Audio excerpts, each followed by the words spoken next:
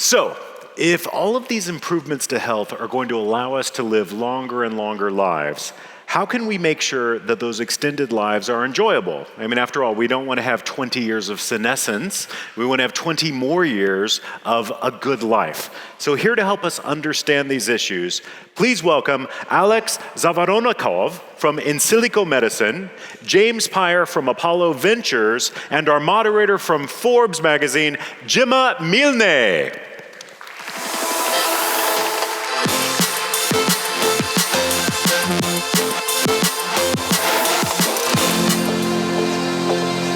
Guys, thank you very much. Hello, everyone. Thank you so much for coming to this session. I'm really excited to get into this topic. I think I've been told I've got the incorrect Wi-Fi password, so apologies if I can't access the questions right now. I'm really excited about this topic because I think it's one of those ones that everyone has some form of opinion, interest in, but we don't have enough discussions about what's really going on in the world of longevity, or at least that's what I see when I think about conferences and what's in the media. But before we kick off, let's do a little bit of introductions. My name is Gemma Milne. I'm a journalist. I'm based in London. I cover deep tech in Europe for places like Forbes, BBC, Guardian, and so on and so forth. So I'm quite interested in this topic. I talk a lot about biotech, more from that angle. So I'm intrigued to see what you guys have to say. But before we begin, I'm going to let you guys introduce yourself. Alex, why don't you start?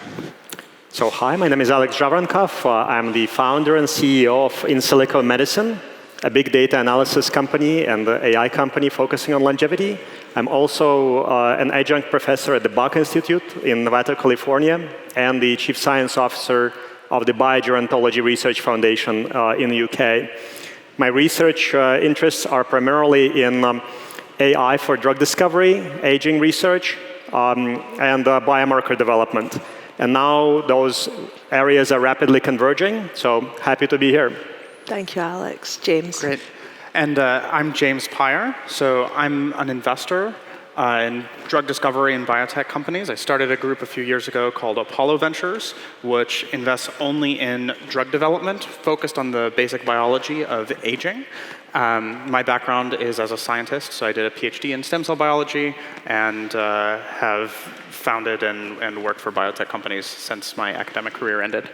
Amazing. So before we kind of get into this idea of fact or fiction and eternal youth, why don't we start with a little bit of definitions? When we talk about aging, what do we mean when it comes to sort of a more scientific perspective, or companies that are in this space? How would you define aging? James, I'm looking at you. I'll jump right in on that one. Yeah, so the question whenever you try to define a field is, what's in that field and why is it different and why is it exciting? So when we talk about aging from the scientific perspective, what we mean here is that all of us have an expiration date, and we get to that expiration date by getting sick. And we get sick in a variety of different ways. Some of us will get dementia, some of us will get cancer, some of us will get an infection in our lungs, some of us will get hit by a bus. We know that's not aging. But for most of us, we know that there are certain biological processes that start breaking down long before we get sick. And the way that I think of aging is if you lump those biological processes together that naturally degrade as we get older, those biological mechanisms are aging. And that's kind of what helps us define this field. Okay, Alex, would you agree with that, or you want to add anything? I agree with that completely. So aging is a very complex, multifactorial process. So it's a common misconception that just one single cause is driving it, and we get old and sick just because of one cause. No, it's a very complex system, transpiring at every level: molecular, cellular, tissue level, systems level, even psychological level. So we are naturally, evolutionary programmed to come into this world, reproduce, take care of our young, and then gradually and naturally decline and accept this fate. So it transpires at pretty much every level. And one thing that we are doing at In Silico, we are trying to learn the biology of aging by studying this gradual process at every level using AI, using deep neural networks to understand those processes. It's actually a very hard question to answer, what is aging? Yeah. So it's actually a continuous process of decline and decay. Cheery. Cool. I think, but I like what you said there earlier on about this accepting that fate. And we're on a panel here, where you guys are working on, well, not having to accept that fate, I guess, is kind of the point, right? Another kind of discussion that happens in the industry that I think is quite interesting is this idea of, should we call aging a disease? You talked about it as like a process, but there seems to be quite a push at the moment to try and, give us something to focus in on if we call aging, give it the terminology of a disease as opposed to a process. What do you guys think about this idea of aging as a disease? So for us at Insilico, and also within our kind of academic circle that we influence, we treat aging as a disease as given, because if you're training AI to recognize the very many biological processes transpiring during aging, you need to somehow stage this process into many stages. So think of our life as a process with 100 stages, so let's say 100 years. And we predict this, we train AI to predict every one of those stages using any data type. And to us, the same thing you do with any pretty much disease. So you try to stage it, like Alzheimer's, Parkinson's, cancer, you try to stage it. And to us, aging is a staged disease. But of course, fundamentally, it's a big argument in the field whether to call it a disease or not. But regardless of how you call it, it's there, and it's leading to disease, which leads, I guess, to James' argument. I really like your points in this. Yes. So, as we've just kind of led into, there is underlying biology connecting all of the different diseases of aging that are the biggest killers in our society. That said, the discussion of calling aging a disease is mostly semantic and philosophical, except for in one key way, which is, how do we regulate new medicines that could potentially be used to prevent these various diseases at the same time? And my take on that is that the regulatory systems are actually already set up that this industry does not require new regulatory change in order to create a medicine to prevent these different diseases. So I'm not a big, we need to call aging a disease advocate, because my bigger point is, we don't need regulatory change in order for this to be real. Okay, amazing. So another of the big discussions, and actually it was, I think it was Chris alluded to it before we came on stage, was this idea of, when we talk about longevity or living forever, one of the biggest questions people have is, well, why would I want to live forever if I'm just going to get ill? And it's commonly known as the Tithonus fallacy. James, why don't you take us through that a little bit? Because I think it's kind of an interesting point that we should hammer home. Just quick show of hands to get you guys a little engaged. How many of you have heard of the Tithonus fallacy, or the myth of Tithonus? Okay, 3 people. So there was a Greek myth about a nymph that falls in love with a mortal named Tithonus. And Tithonus is mortal and going to die, so the nymph goes to Zeus and says, Zeus, my dear Tithonus will age and die. Can you please make him immortal? And Zeus says, you got it. And makes Tithonus immortal, but fails to make him eternally youthful. And Tithonus withers up and shrivels up and gets smaller and smaller until he eventually becomes a cricket. Did you know why the interesting thing about the cricket? It's something about the word, the chattering cricket, which refers to an old, delirious person in some cultures. It's why it's where that comes from. But exactly that, this idea of so with what you guys are working on and what the areas are you interested in, I'm assuming you're not trying to create chattering crickets of us all, right? Definitely not. I'll just jump in really briefly. So the term lifespan has become kind of a dirty word in this longevity biotech industry that's emerging, because really what we're trying to do is, number 1, prevent disease, and number 2, extend our health spans. And I think if we go in and just focus maniacally on those 2 topics, we'll get really great health outcomes. Okay, so hopefully we've established that that's not what the point of longevity is. It's not about making us old and decrepit. It's about making us younger and fitter for longer. So let's move on to this idea of fact or fiction. Alex, what's actually happening in this industry? And James, you'll also have to jump in, obviously being an investor. Like, how would you map the kind of real efforts that are happening in this space? So I think what we're seeing right now in this industry is previously you wouldn't even call it an industry. So we see the emergence of the longevity industry. When I started in this field and basically transferred from IT into biotech and decided to dedicate my career to longevity research, it was a very barren field. So lots of academics and a few companies selling snake oil with very few credible efforts. And right now, over the past just few years, you saw major efforts in the funding space. So lots of new venture capital firms, like, for example, Apollo Ventures, so James, and a few other big players like Juvenescence or Life Biosciences, investing into this field at large. So basically calling longevity their mission and being able to raise a lot of funding and deploy capital into credible companies. And also you see major advances in the field of biomarkers. So now we have aging clocks. Now we have the ability to tangibly and credibly measure the rate of aging. So you don't need to wait until the people are dead to see if your intervention worked. You can actually see if your clock is ticking slower or can be actually reversed. And you can see major interventions like senolytics. Those are drugs that specifically target senescent cells and eliminate them, coming into the clinic and getting into clinical trials. And for people who don't know, what's a senescent cell? What is that?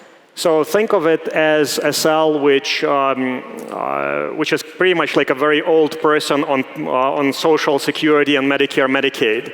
So it's there. It does nothing useful. It stopped contributing to the ecosystem, and it just excretes the toxins into the microenvironment. So if you kill those cells in a targeted manner, I probably chose the wrong analogy here. You eliminate those cells, you actually free up space for new cells to come in and take the place of senescent cells and stop the excretion of toxins into the microenvironment.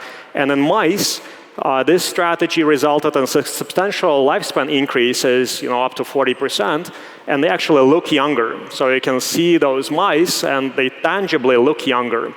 So they're more curious and whatnot as well. I mean, I was reading one of the studies. It's not just not getting wrinkly. So neurological memory. They will move around more, their hair grows back, their muscles regrow, they can run longer on a treadmill. This is, getting back to the point before, it is an increase in health span, not just the maximum lifespan. And so we were also talking backstage, I'm conscious I've got a few questions in here, we've only got so much time. We were talking a little bit backstage about where we think, if we were to map the hype cycle of this idea of longevity, the amount we're talking about it, where would you sort of see the sort of, I would say, credible side of the longevity industry? So first of all, I don't think there is a hype cycle in longevity. So unlike many other hype cycles in technology, it's not like a major wave. So it's more like a smooth kind of increase now in funding and in the number of people who are joining the field. There are actually not that many if you look at large. Right now, if any one of you wants to significantly contribute to the society and make a lot of money, it's actually a very good time to join, because the hype cycle is not there yet, but it will be there.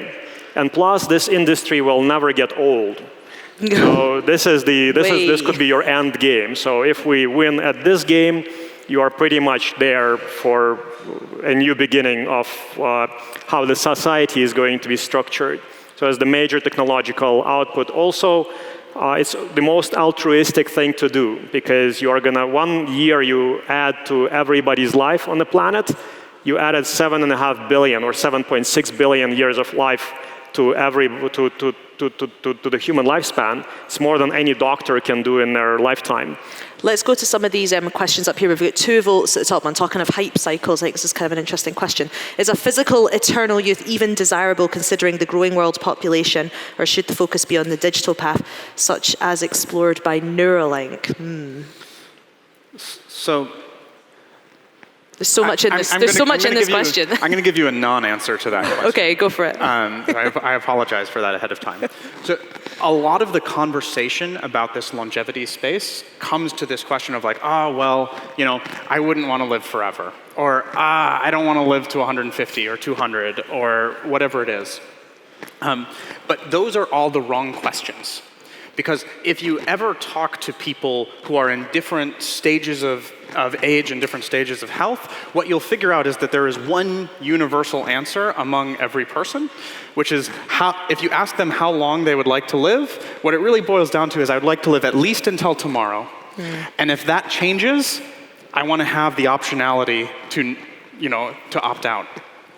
And so this is even manifested in little things in how we communicate this. If you take a poll of people and you ask them how many people want to take a pill that slows down aging, only about 50% of people in the US say that they would. But if you reframe the same question and ask the same thing biologically, and instead say how many people would take a pill that reduces your risk of Alzheimer's, cancer, heart disease, and hair loss at the same time, all of a sudden 100% of people say yes. And so when we get down to the science of what really is going to be coming up, this is a question that doesn't even need an answer except by philosophers. Okay, I like that. Neuralink, digital, what do you think? I don't know. Okay, let's go into the next one. What are your projections on life expectancies in the next 20 years? Are we reaching a promised 150 threshold? Alex, I'm going to go to you. I think we might be already there. So it depends how old are you and how you see the economy developing. And I think that technologically, if the advances that transpired at the laboratory level reach the clinic, we might already be there. But then we are actually getting into the Tithonius dilemma. So we don't want to be old when we are 150. We actually want to be younger than we are today when we are 150. So I think that within the next 20 years, we definitely should see this threshold of 150-year life expectancy broken. Unfortunately, we won't be able to prove that because the oldest old is now 119. And in 20 years, she is going to be, 140, inshallah. And if we are looking at ourselves, you should all expect yourself to be younger than you are today, unless you are, teenagers. I know we're restricted on time, but when we talk about this, there's a really important concept that if you guys want to walk away from with one kind of construct about how to think about this life extension question of escape velocity, right? And so what Alex is getting at here is that if every year we create new technology that increases our average lifespans by a certain amount, and this is already happening, by the way, the rate of current life extension is about 0.3 years per year, 0.2 to 0.3. And once we get that number above 1, then all of a sudden the endpoint stops existing. And so all we need to do is figure out how to accelerate this field and this technology to the point that we're creating new ways of keeping us healthier longer. And then this 150 maximum lifespan question becomes less important. Okay, we've only got a minute left, so I'm gonna go to the second one here. It's got 3 votes. Is mortality linked to human evolution? Would we still evolve as a species if we lived forever / longer? Go ahead. So I love evolutionary biology, but evolution, genetic evolution is no longer important. Mimetic evolution, as defined by Richard Dawkins and the selfish gene in the 70s, has replaced our evolutionary biology. We could fast forward 200,000 years and say we've all gotten better at integrating into cell phones. like using cell phones. But really, Yeah. this pace of evolution is too slow compared to the pace of culture. I don't think it's an important. We're very quickly going to do this other one because it's also got 3 votes. To treat aging, which organ would you treat first? I think we need to just clarify that a little bit. Alex? So that's a very difficult question because some organs contribute more to longevity than the others, and also some of them age faster than the others. So of course, my primary choice would be the lung and the liver. But at the same time, from the AI perspective, if you want to very quickly validate and see if it worked, I think skin is the best one because there you can actually see it to believe it.